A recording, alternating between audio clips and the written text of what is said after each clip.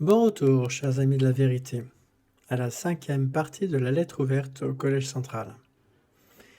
Jusqu'à présent, nous avons vu que le point de vue biblique public sur la vaccination est la neutralité, que le point de vue privé sur la vaccination est déterminé par la conscience de chacun, et que le Collège central a commencé à s'écarter de cette position. Aujourd'hui, nous verrons comment le Collège central traite ceux qui ne veulent pas suivre cette recommandation. Passons directement au point d'actualité numéro 7 où Frère Lush dit « Dans le dernier point actualité du Collège central, Frère Heard a dit qu'environ 50% des béthélites du monde entier se sont fait vacciner jusque-là. Cela semblait impossible au début de se procurer des vaccins dans certains pays du monde. Mais c'est incroyable de voir qu'aujourd'hui, plus de 80% de notre famille mondiale du Bethel, soit plus de 19 000 béthélites, sont vaccinés et nous faisons tout notre possible pour aider les filiales qui n'ont pas encore pu obtenir de vaccin. Comme vous le savez, en protégeant la famille du Bethel, nous protégeons l'approvisionnement en nourriture spirituelle et nous assurons les activités spirituelles aux 4 coins du monde. » Ici, Frère Lush mentionne que le Collège central s'efforce activement de vacciner leurs frères et que la vaccination protège les béthélites. Il est évident que cette attitude est très éloignée de la neutralité chrétienne, car de la même manière, vous devriez alors vous préoccuper d'autres médicaments qui, contrairement à la vaccination, ont été testés depuis des décennies et sont sûrs et efficaces. L'avez-vous fait? Non. Neutre signifie ni pour l'un ni pour l'autre.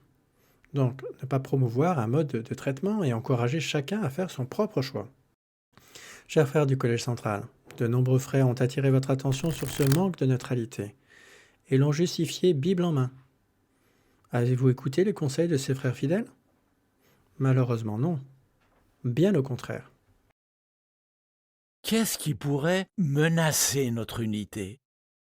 Voyons, que se passerait-il si on se passionnait trop pour des questions qui divisent? De quelles questions parle-t-il? Il mentionne le port du masque et d'autres mesures, mais le sujet le plus controversé était bien sûr la vaccination, y compris au sein des congrégations des témoins de Jéhovah.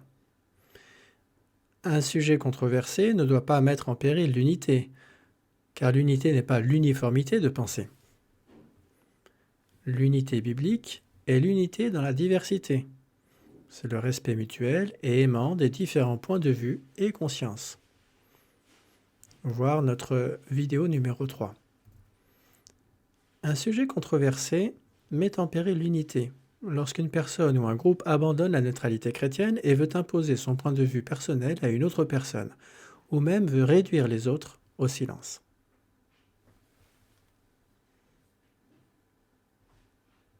Nous, chrétiens, nous ne faisons pas partie du monde. Nous restons à l'écart de ces débats. Qu'est-ce que Frère Lush veut dire? Faisons à nouveau le raisonnement inverse. Les chrétiens ne sont pas partie du monde, restent en dehors de ces débats. Tous ceux qui souhaitent débattre de la vaccination et des méthodes de traitement, font-ils partie du monde? Ne sont-ils pas chrétiens? Écoute attentivement comment Frère Lush stigmatise ses frères et sœurs. La Bible a prédit en 2 Timothée chapitre 3 que les hommes seraient égoïstes ou amis d'eux-mêmes, sans esprit d'entente et cruels. C'est ce que nous voyons dans le monde actuellement. Les gens sont sans esprit d'entente. Ils deviennent rapidement virulents en adoptant des positions radicales sur toutes sortes de questions. Nous, chrétiens, nous ne faisons pas partie du monde. Nous restons à l'écart de ces débats. C'est une attaque contre la dignité de ceux qui veulent choisir en responsabilité leur méthode de traitement médical, ce qui est un droit fondamental, surtout pour les chrétiens qui ont l'attitude des Béréens. Un peu plus tard, il poursuit discrètement son attaque. Nous devons être prudents. Nous sommes tous exposés à la pensée du monde, que ce soit à la télé, sur Internet, au travail ou à l'école. Il y a beaucoup de sites web qui défendent des théories du complot. C'est la 7e marque au fer rouge pour nos frères et sœurs. Puis le point d'actualité prend une tournure révoltante. Nous risquerions de prêter l'oreille à la voix des étrangers au lieu d'écouter le canal utilisé par Jéhovah, l'esclave fidèle et avisé. Il le dit dans le contexte de la vaccination. Qu'est-ce que cela signifie? Si nous ne faisons pas nôtre l'opinion du Collège central, nous écoutons alors la voix des étrangers. Le Collège central a ainsi tourné résolument le dos à la neutralité chrétienne. Que dit réellement le texte biblique à propos de la voix des étrangers? Jésus a parlé de lui-même. Quand il a fait sortir toutes ses brebis, il marche devant elles, et elles le suivent, parce qu'elles connaissent sa voix. En aucun cas elles ne suivront un inconnu, mais elles le fuiront, parce qu'elles ne connaissent pas la voix des inconnus. Jean chapitre 10, versets 4 et 5. Nous sommes les brebis de Jésus, pas celles du Collège central. Il est notre bon berger. C'est sa voix aimante que nous reconnaissons, pas celle des hommes ou des dirigeants. Il est la porte. Personne ne peut passer devant lui. Jésus a ensuite attiré l'attention sur le fait qu'il y a aussi des personnes qui veulent venir et prendre sa place. Tous ceux qui sont venus à ma place sont des voleurs et des pillards. Mais les brebis ne les ont pas écoutés. Je suis la porte.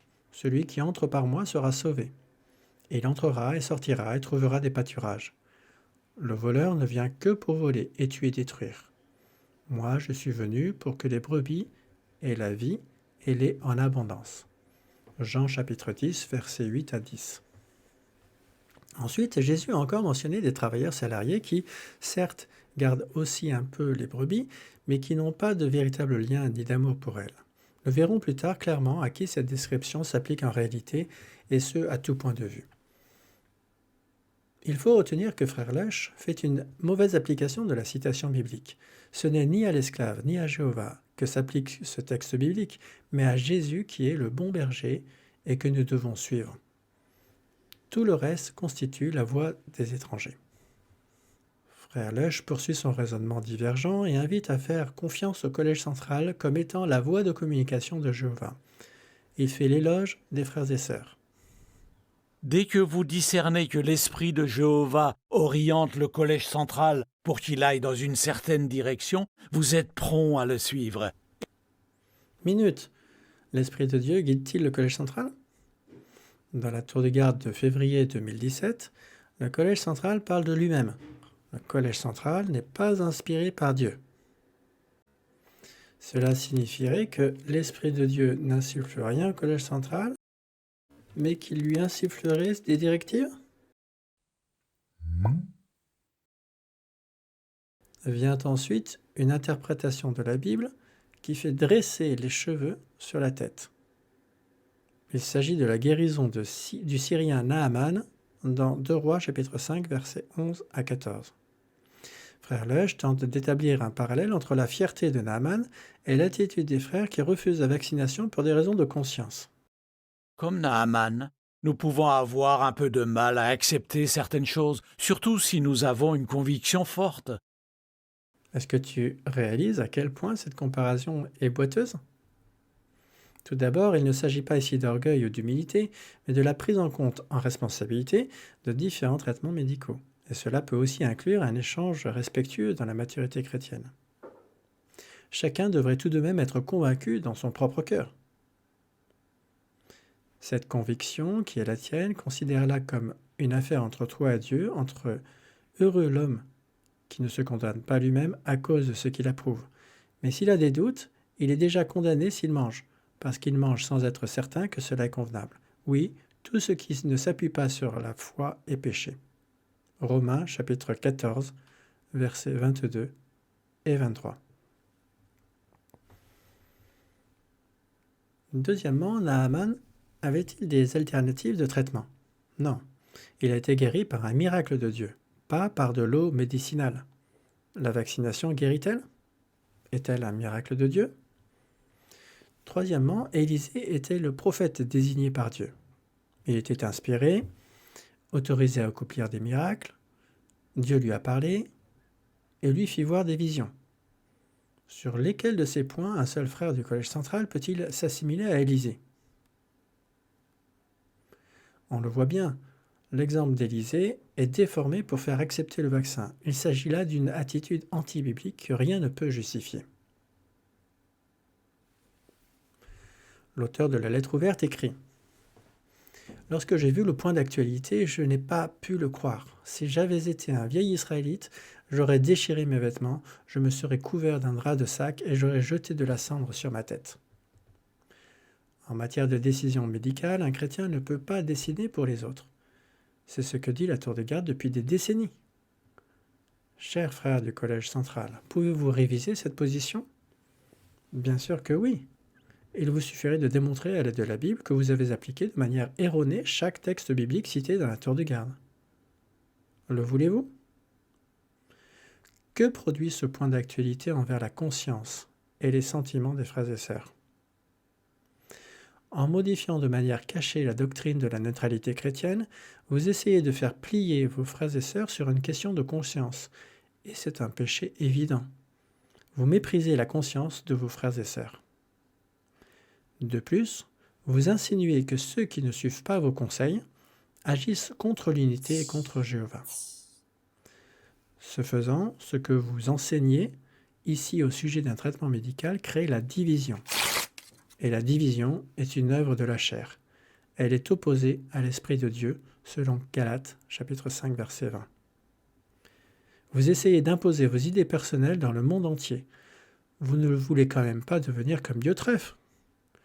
Ce frère qui dominait les autres dès les débuts de la chrétienne a manqué de respect, a terni l'image de certains frères qui ne tenaient pas compte de ses points de vue personnels et a même voulu les chasser de son assemblée.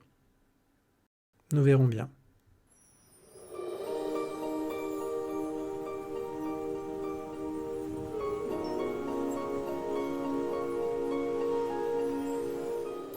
La 6e partie de cette série de vidéos a pour thème « Le Collège central manipule en utilisant des informations incomplètes ».